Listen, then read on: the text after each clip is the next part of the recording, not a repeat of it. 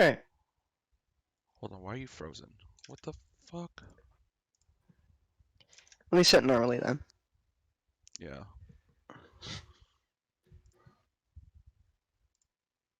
Alright. Okay, so I think we can begin. Um, Basically, the first question I want to ask is, how are you doing? What have you and rest of the team been up to since like you returned from Iceland? Did you get some break? Back to practice? What's up? Um, so after Iceland, we left actually the day after. So played the last game against Bad Lions, then went to sleep, woke up very early in the morning to catch a flight, and now we're back and we're on break. Okay. Uh, and LCS starts in a week, so then we'll be off break. So you're going back to practice now, like today, I would Yeah. assume. Okay. Yes, sir. All right.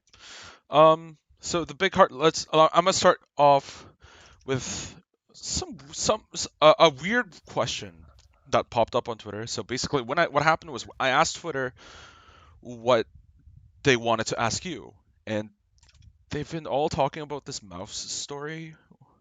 I don't know what that mouse story is. Can you tell me a little bit about it? Like, or is it something like I would assume it's a meme story, but what is it? No, I can't. I can't tell you the mouse story. Okay. This Okay. isn't. I can't put it out publicly. So then Oh. everyone will know. It'll lose the whole. It'll lose all of the flair of me joining a chat and someone saying the mouse story, and everybody actually knows it. Okay. Right now, only a few people know it, Okay. and if you know it, you're in. Can you tell me maybe after, maybe this Oh like yeah, I'll yeah. tell you privately, Dan. You're Okay. allowed. You're allowed to know privately. All right. Yeah. Okay. So back to MSI. You must obviously be pretty disappointed by the team's performance. How is the team reflecting upon it? What was the team atmosphere like? Tell me a little bit about just everything that's been how it was with the team. I mean, I don't think the team atmosphere is actually that bad. I think we were upset that we lost. I think if we made it, I think if we lost at any point, we were going to be sad. But me personally, I wanted to get fourth, at least fourth or Right, right. higher. Yeah. Um, so obviously, getting fifth is a problem, um, and that makes me think there's still a lot that we have to do Mm, to get better. right.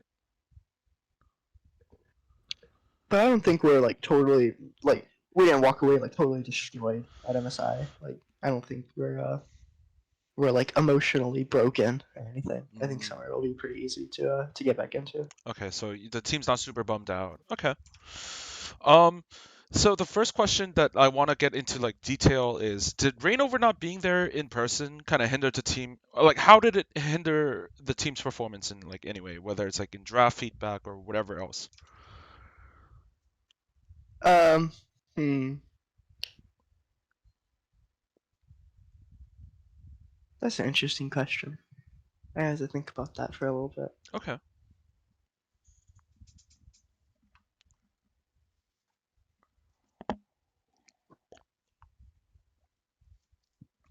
Um, well, I think this goes for both of the remote coaches, for Vigar and for Reignover at this event. But it's really hard for them to even like participate in review because of how the setup was. Where we couldn't, if you weren't at the hotel, you couldn't get an account into the game for like scrims or practice.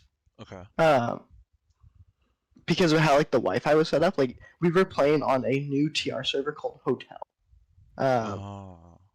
I don't know if I'm allowed to talk about this. I have no idea what the rules are around this. But whatever. Okay. So if you weren't on the TR server Hotel and you're only allowed to select it, Hmm. if you were in the hotel, then you couldn't get into that custom game. It would kick you out Mm, right when you got in. So Reignover and Vigar had to watch from Discord streams. But the Discord streams are from other countries. right, right. So Reignover's in Korea, Vigar's in Norway, and they can't watch a clear Discord stream. So they can barely see what's going on. Mm, So it's hard for them to really interact at all. It really sucks. I like imagined what they would like, what they likely have to do to even like see what's going on the screen. And it's like, oh, like it makes it so hard to review. mm, So for like a lot of reviews, I think they just were less equipped to actually interact with it. It was really unfortunate. Okay. So with him not being there, did your responsibilities, like the number of responsibilities, like increase? Like how did the dynamic change within the, I would say within the coaching staff and me, as the team as a whole? I just became more responsible for uh, in draft meetings, asking people what they wanted and having a clear like flow chart for what the team actually wanted to pick. Because on stage we had things that we wanted to play, and I was just responsible for like getting the team the things that they wanted to play. Basically, I was just more responsible for that than normally because normally I'm not on stage. Okay. All right. Um, the last time we talked about, in our last interview, we talked about perks. And in that interview, I don't know if you remember, but you praised his ability to generate various advantage after the first 10 minutes, and then you talked about how he struggles in the first 10. But I've been looking around like at some of the comments online, and I guess like within the journalist circles, and I've also heard like, the various experts, gathering all the information. I feel like the consensus was that it looked like he had more problems after the first 10 minutes. For example, like getting caught out in side lanes or whatever. Um, Now that he's done with MSI, what's the some of the homework that he needs to do in preparation for Summer Split? I think it's the same. Even if like better players made it so that Purse could get like less advantages after 10 minutes, I think that doesn't really change anything for me. It's still well, it makes it actually easier to look at these ideas because then it's well, you can't generate advantages over these players at MSI in laning phase, uh, and they're not losing it. You go to 20 minutes, 30 minutes, and they only snowball for like further and further. And it's hard to beat them. So like instead of looking at like what 20 minutes, what can you do? You just go back to like, well, what can you do on the first wave so that you're never in the situation. So really, it's just the same thing. We're just moving back to like the same step, um, as long as we can get there effectively and actually change something for the better. Like that's what actually matters in the end. Okay. I feel like I feel like that almost applies to the team as a whole in terms of playing the first 10 minutes a little bit slower, because I think it was one of our interviews that we did with one of the players. I think it was Vulcan, from what I remember. No, it was Ven, I think. He said that, because there was the whole meme about like, Blaber missing scuttle crab or whatever, or flashing for it. Mm-hmm. So Sven actually mentioned in one of his interviews that the team needs to just take it a little bit slower and just get through the first 10 minutes safe. Does the same apply? The same problems that you just described apply to the whole team as well, or is it just revolve around mid Well, lane? yeah, I don't want to tell players to play the first 10 minutes safe. I think that's actually wrong. Okay. Uh, Not that I think Sven is wrong. I think he gave an interview answer to an interview question. Mm, Um, but I think we should play the first 10 minutes better. Now, if you ask me something like, how are you going to play the first 10 minutes better? In an interview, I might say, yeah, we need to play it slower. mhm, But it's complicated how you're going to play it better. Because Blaber's dying for crab every time for a different reason, but the problem generally is always the same.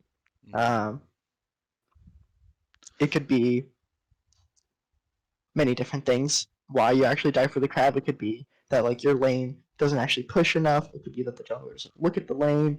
It could be that um, it could be that the fights or the skirmishes play out unexpectedly. That you think you win, but you don't actually win. You think you can move and he can't move, but they actually move and they fight, and you don't know how it actually is going to turn out. But most of the time, these problems can be fixed with intentionally practicing um, like early wave management and um, uh, well, it's hard to say this. It's really just about the first three waves, okay. So how you play the out the first first four waves. four Let's say the waves? first four waves. Okay.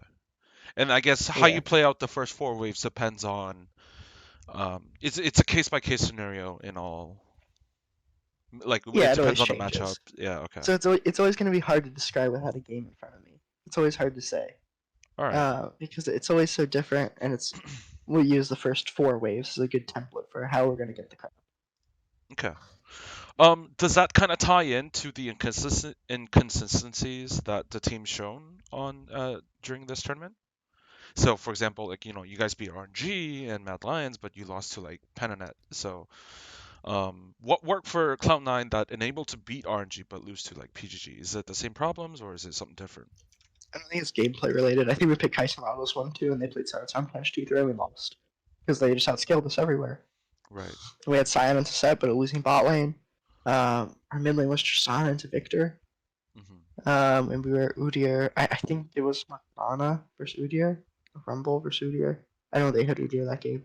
No, it was Lilia. Right, it was Right. Lilia. Right. We had Lilia into Udyr. Our draft was bad. Okay. It's really hard to learn. Okay.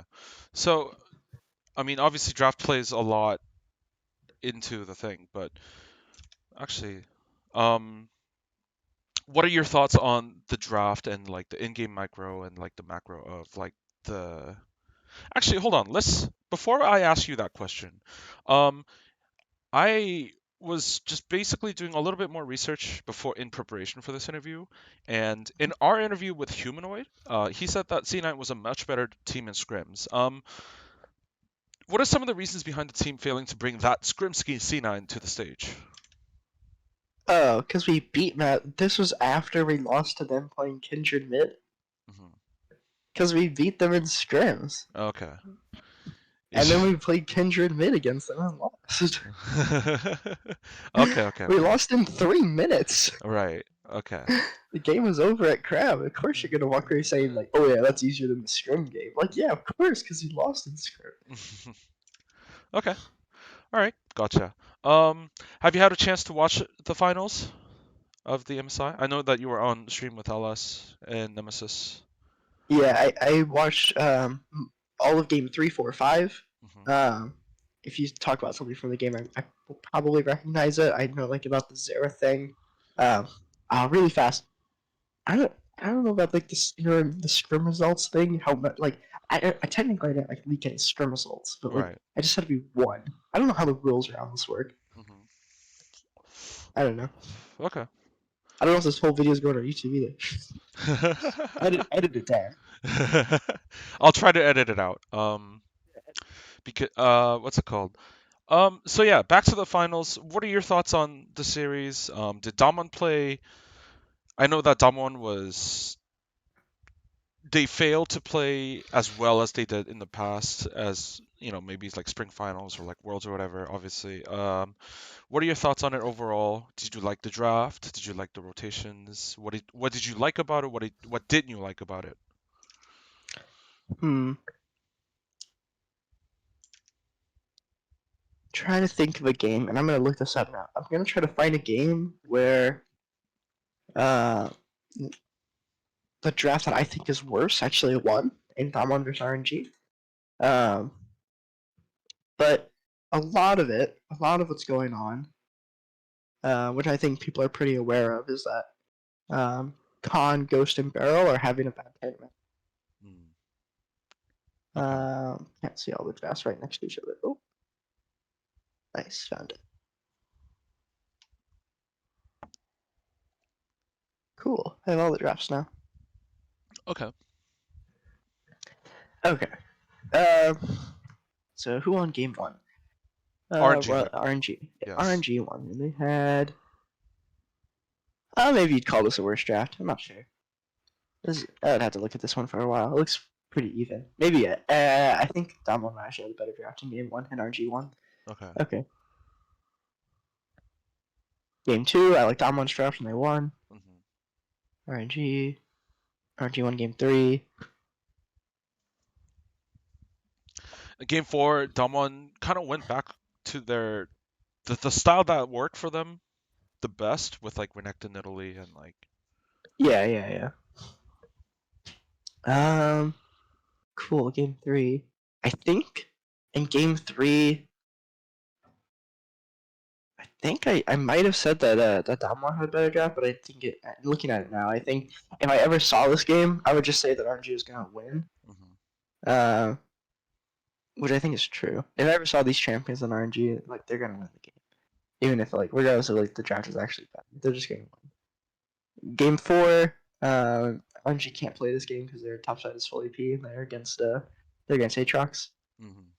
Uh, oh, and then game 5, they did a really cool thing with Gragas and Nocturne, but I think it was actually good drafting by RNG. I think they actually drafted really well on game 4. Compared to like what we've seen all down the side, Mm-hmm. I think the Gragas Nocturne thing that they did, even after like losing his Nocturne, Yeah. losing his Gragas. I mean, they lost his Gragas like really bad Mm-hmm. in game 4, and they played it again, and they played Nocturne mid, and I think everything was like really well played from them. Okay. What about the execution? Did you? I mean, you mentioned Khan, Beryl, and Ghost had a bad tournament. Um, Yeah. Did what? Okay, first of all, before that, what do you think about the Xerath pick? Was it a smart pick? Was it because Showmaker was just pissed after like during the press conference, and he just said, "I Mm-hmm. just played it because he was fun." And Um, yeah, that sounds about right. okay, so That he, Showmaker would play because it's fun. yeah, Uh, but I mean, it's good against Oriana. Of course, it's good right, right, against Oriana. right. Okay. The other question that I have for the finals is like, the whole thing about the scheduling. It's been controversial about like how the first seed didn't get the advantage of having a day off before the Yeah. finals, right? And they also didn't get side selection for the finals. From what I know, because they just did a Wow. coin flip about it, and I think RNG won, so they took blue side. Whoa. Yeah. So, what are your thoughts on the matter? That, do you think like getting at least a day or a certain period of time to get some rest and prepare for the finals is that big of an advantage as people Okay. say? Okay. I think this answer is really simple. You Okay. should never be incentivized to lose. Mm, Okay? So if anything in the tournament is incentivizing you to lose yeah. a best of 5, a best of 3, or a best of 1, it's it's structured poorly.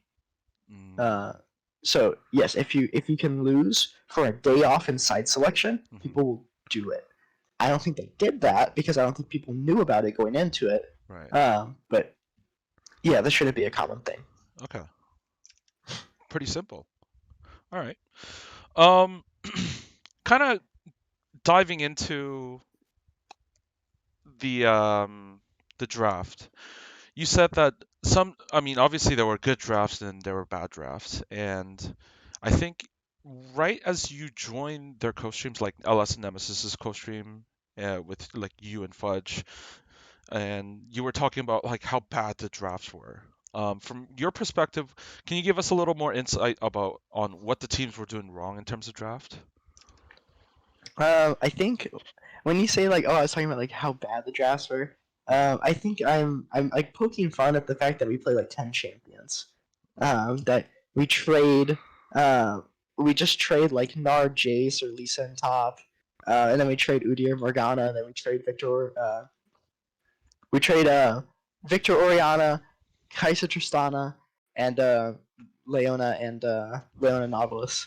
Right. Of just about every game. Like there's a couple different mid laners and there's a couple different picks, so it's like, oh, we're just like trading these picks every game. And it's like there are obviously like better picks and better moments to pick different champions. Hmm. Uh, in situations where you have the ability to. So like the 1-2s where it's like we're picking like Tyson Nautilus over and over. Hmm. Uh, I don't think that's like totally safe, but a lot of people, a lot of supports, a lot of bot laners feel like they can't play like a rank supports on Nautilus with, which at some point is true. Hmm. But then we should be able to we should be comfortable like flexing different picks into support so we can move it out and counter pick Nautilus. Um, but a lot of these things that I'm talking about would take a lot of practice and Hmm. a lot of time dedicated to like intentionally doing this. If you just show up at MSI and you don't know what to play, Hmm. these are probably like some of the better drafts you can actually pull off. Uh, it's just that if you have months of practice to like set up good drafts and be able to like have different players share champion pools and be able to like go different lanes, and they're like proficient at different characters, then you don't have to default to just what's good right now. You can play whatever fits the moment. Okay. Uh, but yeah, it's not easy. I mean, if you just show up at MSI and you don't know what to play, pick Lee Sin. Mm. And I think Lee Sin's actually pretty good. Okay. Lee Sin's actually pretty gross. All right. Yeah. Okay. Speaking of like just trading like 10 champions, people have been saying that Dawan Kia has like this champion ocean. A lot of people, including LS. But why do they only opt to pick like the 10, pretty much the 10 same champions as opposed to utilizing their quote unquote champion ocean to the fullest? I'm not totally sure. It'd be pretty speculative for me to say exactly why. Okay. But a lot of it could be that they Mhm, aren't totally dominant at the tournament. They aren't just destroying everybody. mhm, So they're doing what they feel like is better than what they're doing. mhm. So if they're not doing really well, someone might say, "Oh, it's because of our draft." Right. So how do we make our draft better? Well, what's an example of a better draft? And they're like, "Oh yeah, RNG's draft." Like, "Oh yeah, let's take RNG's draft." And then it's like, oh, problem solved. And like to some extent, I think that happens, but I can't say for sure if that happens Okay, okay. at like Dawnline. This is all speculative. Right. So I mean, I was asking for your opinion, so yeah. okay. Um, Speaking of champions and drafts, the LS MSI tier list, how much did it align with what C9 thought were good champions? Was it pretty much on point, or was there? I would assume there's differences, but how much of you know the tier list align with the team's like quote unquote internal tier list? Oh, not so much at all. I mean, we would like, yeah, we would make jokes about champions like, oh, it's like Z tier, so we pick it here. Hmm. Uh, but I don't think it really aligned. In most roles, I think a lot of people were picking like mainly, and I think Ellis actually said this. It was like mainly B's and C's where he said this is where most people are going to pick the champions. Hmm. And I think that was most of like where we wanted to play. Uh-huh. I think it's like pretty easy to say that. Right. Like going into a tournament, it's like, oh, these are like the champions that people are actually going to pick, and Hmm. then above that, it's like, oh, well, these are the champions that like I think are better than that, and then most teams are going to fall into the like this are the champions that people will pick. Yeah. Okay. So. All right. Um, MSI was your first international tournament as a coach. How do you personally reflect upon the experience? Hmm. Well, what I got from Europe was that I have to play the game more. Mm. Because in spring I didn't play it as much because I felt like I didn't have as much time. So I was like 200 OP. I was like master, just like shitting around. But after when I went to Europe, the thing was I played every day. Mm. Um, and that felt so much better. When I played every day, I felt so much faster reviewing laning phases and looking at the game. Hmm. So what I got from it was I need to play the game a lot more, and I need to maintain a high rank. Not even necessarily high rank, but I just need to play a lot, and I need to play against good players Okay. to more consistently be able to review games in like an effective way. I think that's really important, and I think I knew it was important, but I didn't know how important it was until I didn't play and tried to like review with people. Mm. It's really hard to read the game. Okay. All right. Um, so I guess that's the biggest thing you would have liked to done differently during MS or no, wait, that doesn't make sense. Hold on. Is there anything that you would like to have done differently as a during MSI? Yeah, right. Because I said like how I like reflected, and it's like, oh Yeah, yeah, I yeah, need to play more. But like, yeah, what could I have done differently? yeah. Um, mm, Like those things where you go, "Oh, I wish I would have done this," and maybe that would have helped the team a little bit more. You know? yeah, it's not a whole lot of in-game stuff. It's mostly outside of the game. It's mostly having conversations with people about what they're thinking. Um, Even like outside of game, just what are you thinking like right now?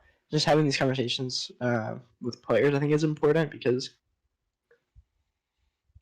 being a coach is not.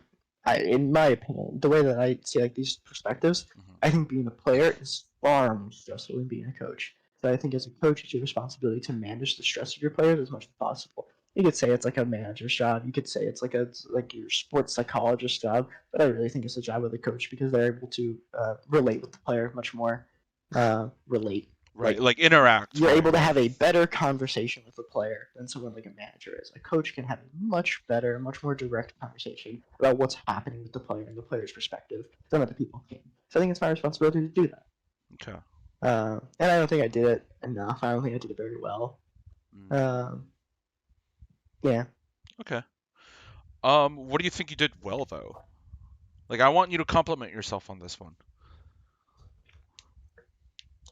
Mm,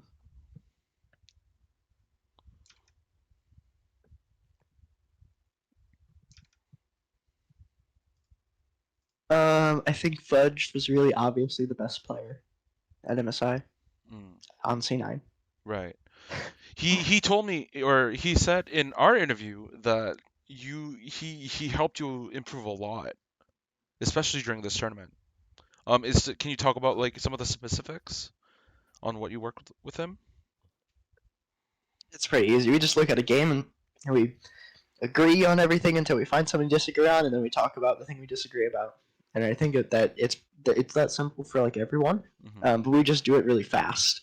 We'll Right. just find the thing that we disagree on and talk about it, and we'll try to find ways that we can do things better or things that players don't pay a whole lot of attention to. So Okay. like CSing is a big thing for us, Right.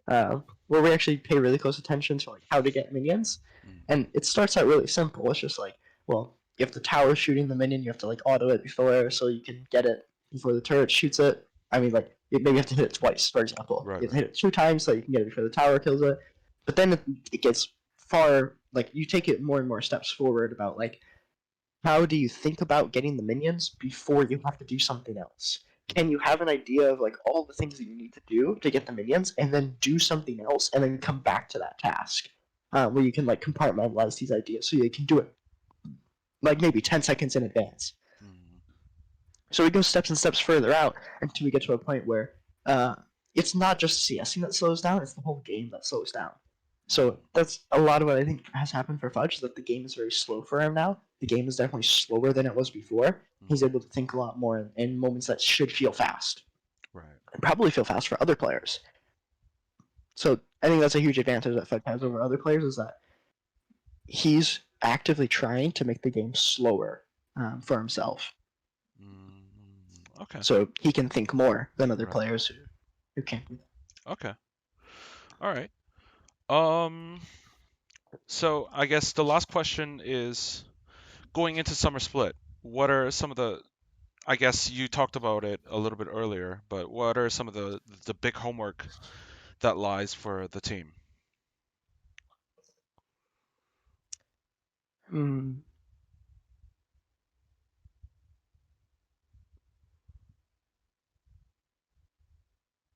Wow, damn, this is a hard one to answer.